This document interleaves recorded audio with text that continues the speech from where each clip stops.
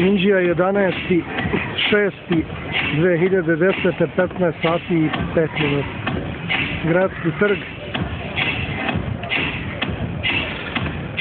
Pred početak prve tekme na svjetskom prvenstvu u Južnoj Africi. Evo ga veliki ekran. Evo ga.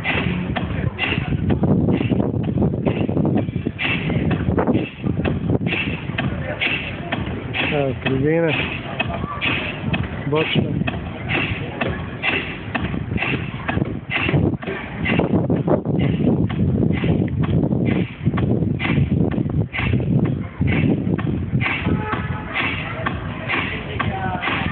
Evo tribina koja sam ja. Evo ih navijači.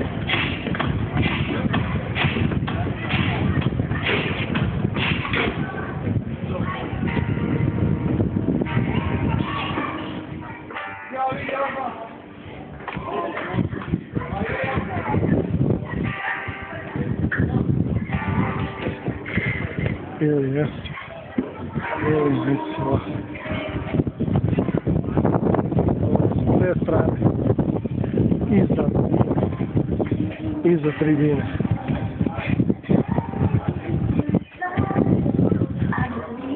Prvi navijači su.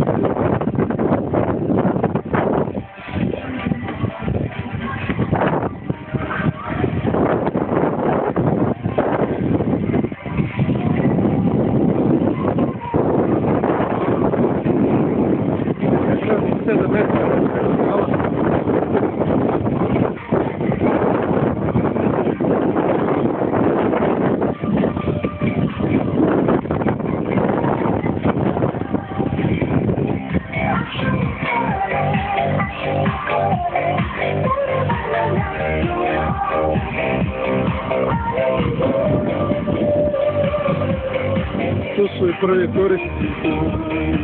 Šank radi. Tu je malo i djevojaka. Evo. Svega ima. Ajma i pljeske. Svega što sportu treba.